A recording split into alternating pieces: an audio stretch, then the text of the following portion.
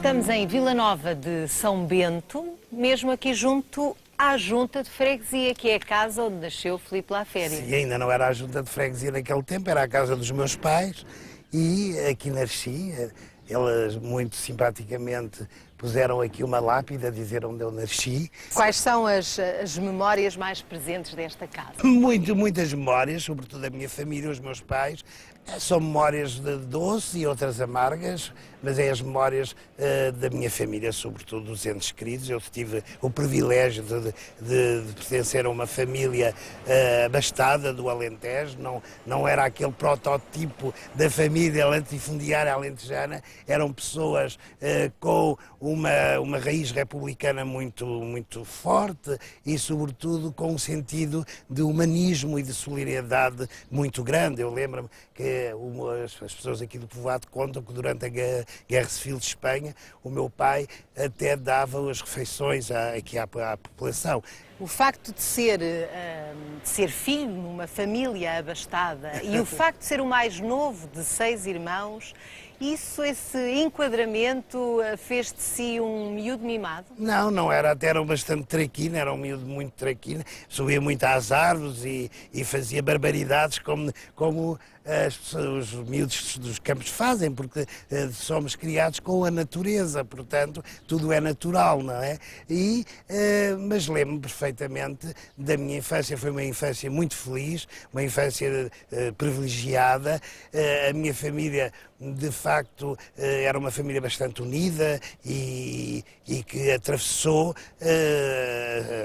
as suas vicissitudes, mas também momentos de grande alegria e de grande ternura. Era bom aluno?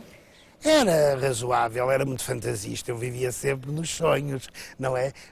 Lembro-me que aqui chegava a caminhonete da carreira às 5 horas da tarde, 6 horas, e mas era o Diário de Notícias. Porquê? Porque a terceira página do Diário de Notícias vinham os anúncios dos teatros. Eu recortava pacientemente as caricaturas, colava-as num cartão mais forte, cozia um arame e numa caixa de sapatos fazia já os meus teatros. Quando era miúdo fazia o que faço hoje. Hoje faço com seres humanos, que é muito mais interessante e muito mais difícil que os bonecos.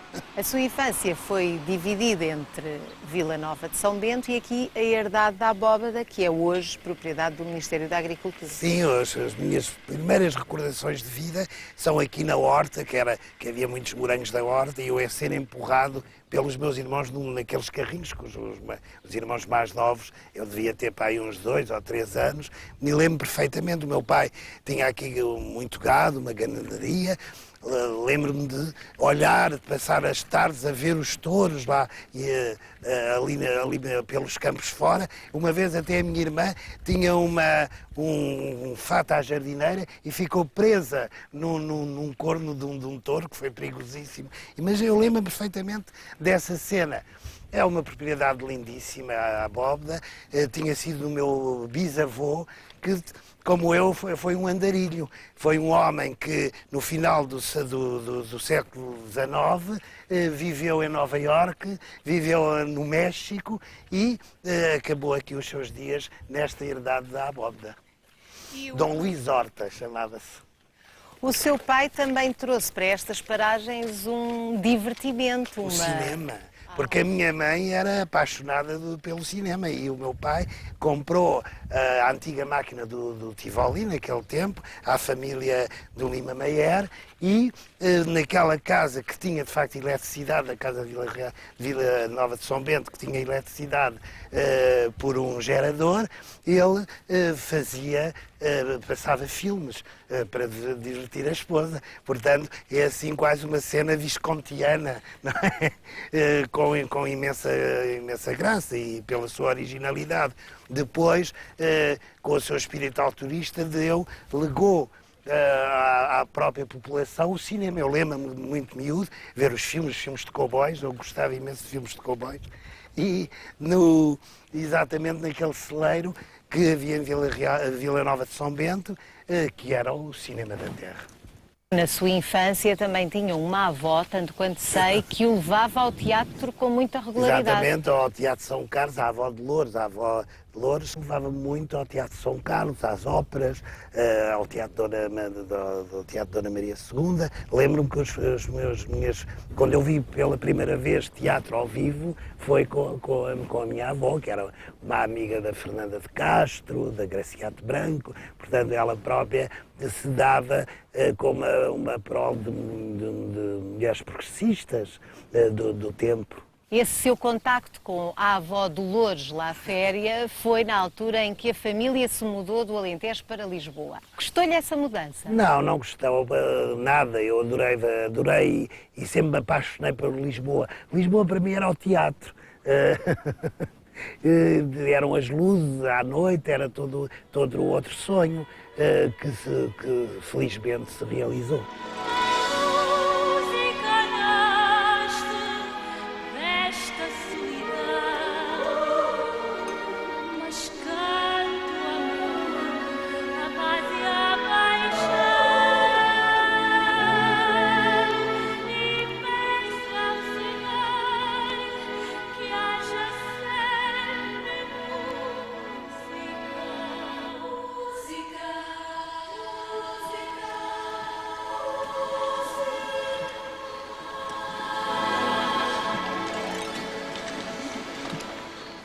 Estamos no Porto, onde está com os seus espetáculos no Teatro Rivoli desde o ano passado.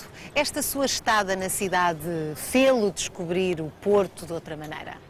Talvez, mas a minha vida é muito passada entre o hotel e o ir para o teatro, portanto, são horas e horas de ensaio, são horas de ver como os espetáculos estão, sempre a bilheteira está a correr bem, e, portanto, não tenho muito tempo, de facto, de vir ver esta beleza desta cidade. Por exemplo, aqui na Ribeira, eu lembro-me sempre do aqui a Niki Bobó, que daria um ótimo museu musical, o Niki Bobó, o filme do Manuel de Oliveira. Está mestre. Entre os seus planos? Talvez, eu precisava de ter pelo menos umas 3 ou 7 vidas para fazer todos os meus planos, mas era um tema que eu acho que dava um espetáculo maravilhoso, mesmo se eu não fizer, fica aqui à aposta para outros fazer, não é? A sua instalação no Teatro Rivoli foi recheada de polémica e de contestação. A estreia teve uma manifestação à porta.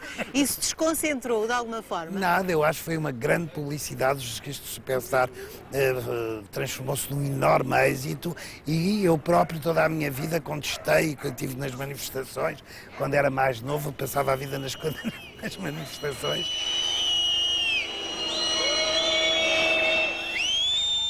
E acho que foi ótimo e foi e chamou a atenção para um espetáculo que de facto até o próprio empresário do Lord Weber, que estava presente, achou que era uma das melhores produções que tinha visto, e ele já tinha visto 58 ou 59 vezes em todos os países que isto se pensar. Eu acho que vivemos felizmente numa democracia e que todos temos de direito de expressar as nossas opiniões, e ainda bem. Já fez muito dinheiro? Algum, não, com tantos espetáculos. Olha, este menino agora vai aqui passar, também ficavam bem no musical, ou na música no coração, estes dois meninos aqui a passar. Fiz algum dinheiro, mas nós também pagamos à Câmara 5% de cada espetáculo, o que equivale a dizer que por dia damos à Câmara 15%, o que é uma boa quantia. A Câmara Municipal do Porto, que antes dava diariamente 1.500 contos, agora recebe,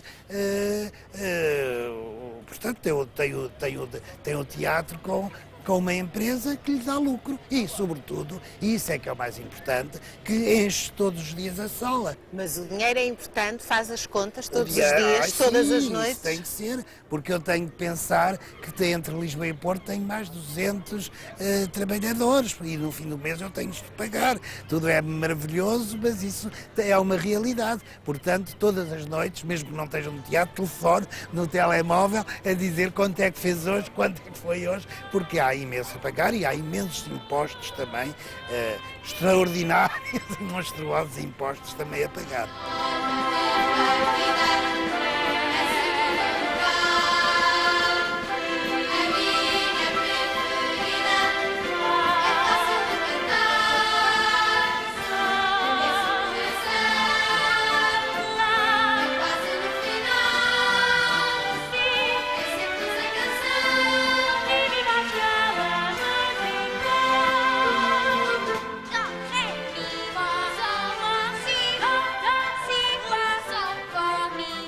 a mim espantou-me como eu vim aqui encontrar nos castings que fiz pessoas com um enorme talento e sobretudo com uma enorme preparação, já com frequência de escolas em Nova Iorque, em Londres, a cantarem, a dançarem, a representarem extraordinariamente bem. E isso sim é um serviço público, mostrar o talento, de facto, dos cidadãos do Porto e de Gaia, muitos são de Gaia e outros são do Porto e, de facto, são cantores e atores extraordinários.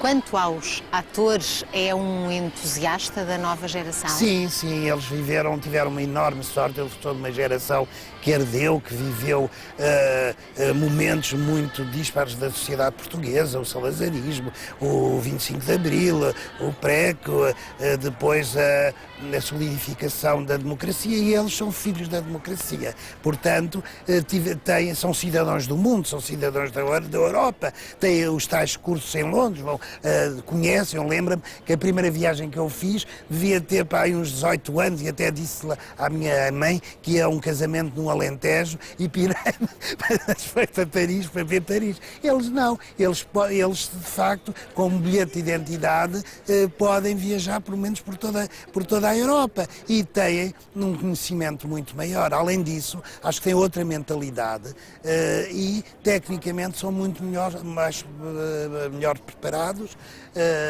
do que a minha geração, que era uma geração talvez mais militante, mais sonhadora, mas que viveu em situações muito difíceis.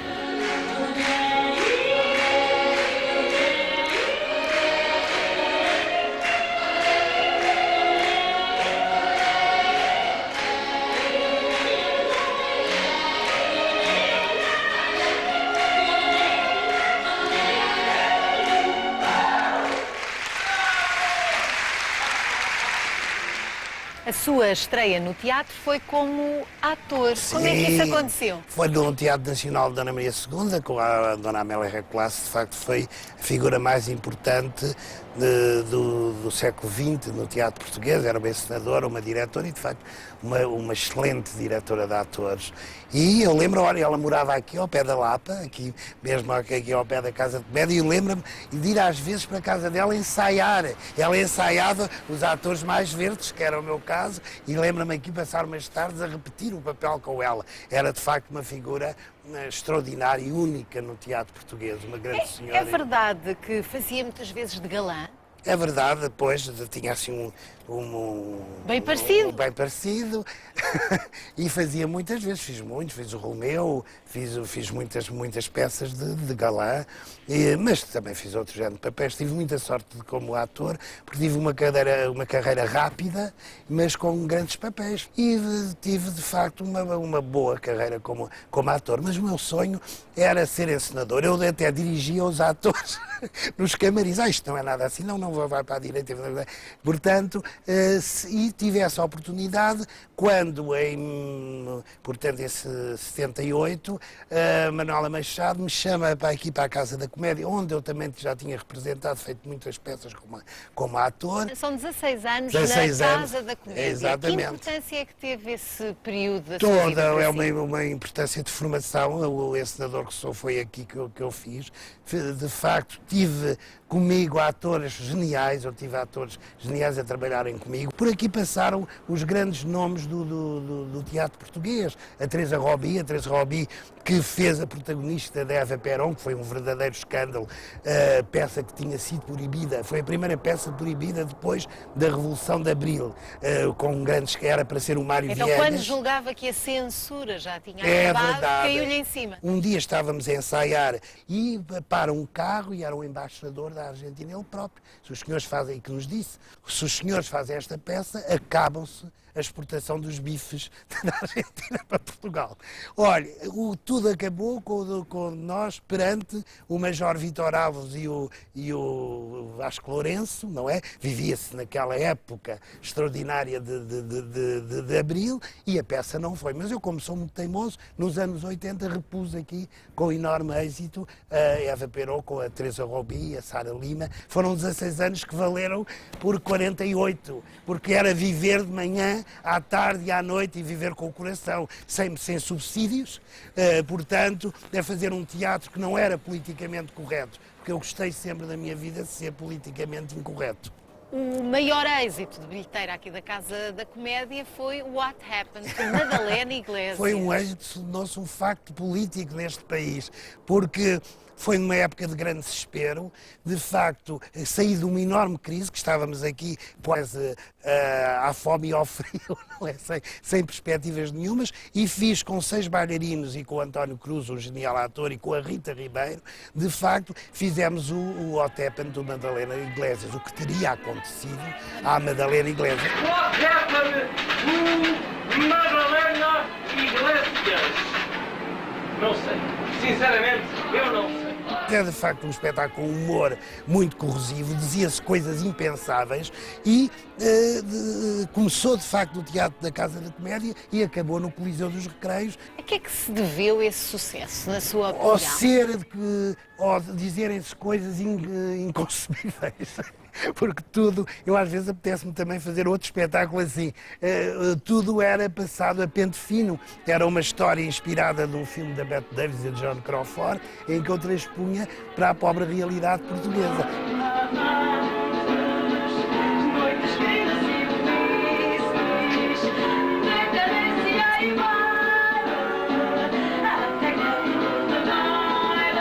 Vivíamos nos tempos áureos do cavaquismo e, de facto, era uma bomba e que dava muito que pensar também. Tivemos no Casino Estoril, ao Porto, acabou com polícia, as pessoas que quererem mais do Teatro Carlos Alberto.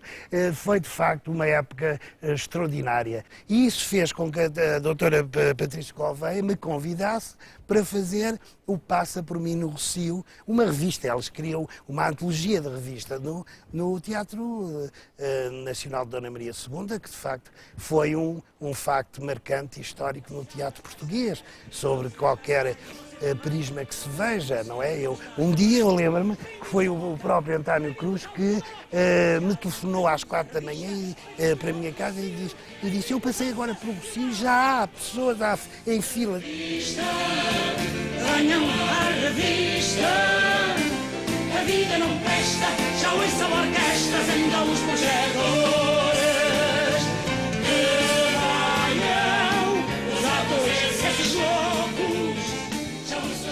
Estamos à porta do Politeama, que, quando lhe pegou, estava ao Deus dará. É verdade, era um cinema pornográfico e talvez seja a minha sina de pegar coisas que estão destruídas e fazerem fênix renascidas. De facto, o Politeama foi uma das maiores aventuras da minha vida, porque só um louco é que se metia num país deste a fazer um teatro praticamente sem ajuda, praticamente e na realidade sem ajudas do Estado, com a dimensão do Politeama, mas felizmente o público vem de todos os pontos do país, aqui todas as noites, e esgota as votações desta casa. Já estreou aqui cerca de 20 peças. O que é que os seus musicais levam ao público? O que é que eles têm a oferecer? Eu acho que o musical hoje em dia é o que era a ópera no século XIX, portanto é um espetáculo total, é um espetáculo que junta todas as disciplinas das artes, da arte do palco e sobretudo emocionam o público que em todo o mundo prefere estes grandes espetáculos. De facto, o musical é o espetáculo das multidões. Que me interessam as estratégias, os planos, a razão do mal, do bem. Se a terra é dos ditadores, dos tiranos. Quando entraremos a Jerusalém, quando subiremos a Jerusalém, quando entraremos a Jerusalém, quando subiremos a Jerusalém. Em verdade vos digo. preciso, sem medo, a cidade ocupar. Mais cruel dos castigos é viver sem sonhar. Qual é a pior coisa que pode acontecer dentro desta sala? É não haver público, isso é impossível, porque nós não vivemos de subsídios, não vivemos do Estado, portanto vivemos única e exclusivamente do público. Como é que é a sua relação com os atores? É exigente, mas eu acho que tenho bons amigos entre os atores, já dirigi gerações e gerações de atores, já fiz muitos atores, quase todos os rostos que vejo, até na própria televisão, já passaram por aqui por o Politeama, e acho que é uma boa relação. Dizem que sou muito exigente, e é verdade, mas eu começo... Não é demasiado severo, por vezes? Tem que ser. Não perde a cabeça? Sim, por vezes perco a cabeça, porque há muito investimento, portanto nada pode falhar. Eu nunca posso desiludir um público. O público que, depois do espetáculo, vai andar 200, 400 quilómetros para ir para casa. Faz nos seus espetáculos aquilo que lhe agrada, ou a sua prioridade é agradar aos outros em primeiro lugar? Não, aquilo que eu gosto. Eu sempre sou honesto para comigo próprio. Eu, quando gosto do espetáculo, o público gosta.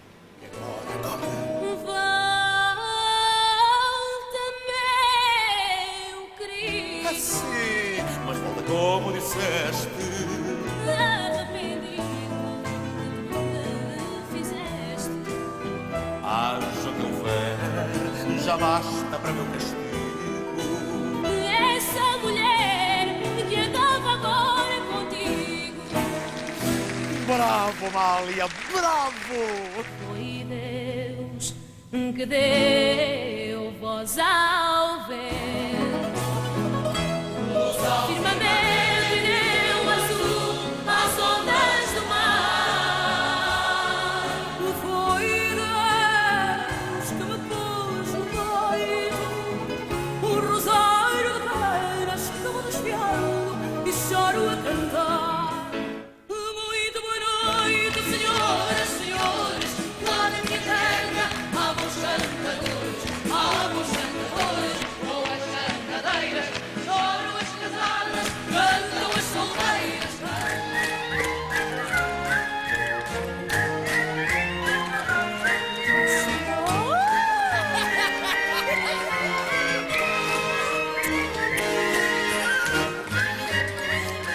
Vai de Roma, rumo a Madrid. Ela conseguiu, finalmente conseguiu!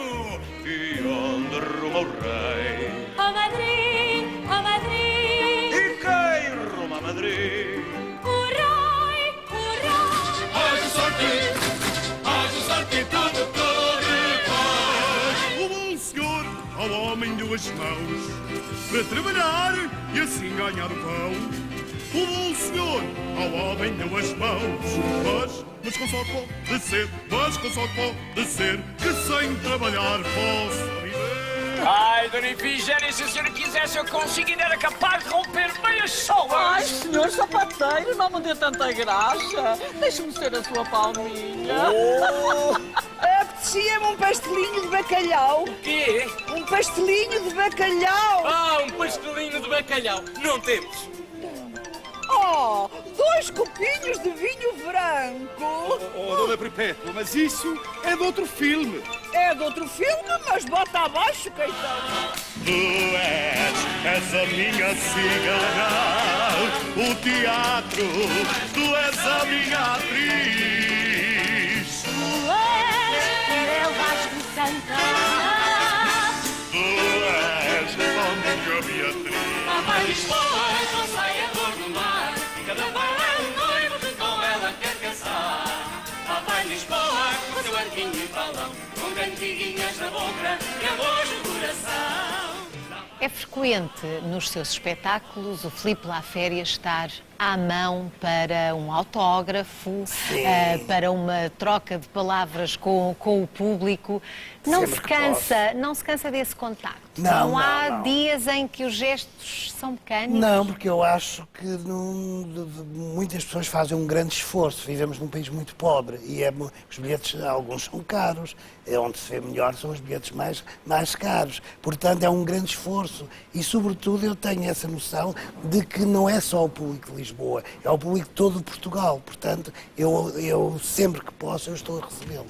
Como e onde é que gasta o seu dinheiro? No teatro. O seu dinheiro mesmo? Sim, sim, o meu dinheiro é muito no teatro, porque são montagens muito dispendiosas por a sofisticação do palco. Este Politeama era, como hoje é o Olímpia, que vai ser o meu próximo projeto, fazer uma escola de atores e um teatro mais pequeno, onde era o Olímpia, novamente um local de má fama de Lisboa que eu volto a transformar. Mas há muito investimento. O teatro faz com sangue, suor e lágrimas. Portanto, nós somos como os trapezistas que atuamos sem rede. Não podemos falhar. Não morremos. Pode-se dizer que é um obcecado pelo teatro? Não faz mais nada para além disso? Não, é a minha forma de vida. Eu acho que sem o teatro é um bocado um lugar comum, mas eu não respirava, eu não vivia. E, portanto, é a forma que eu tenho de viver e de comunicar com os outros.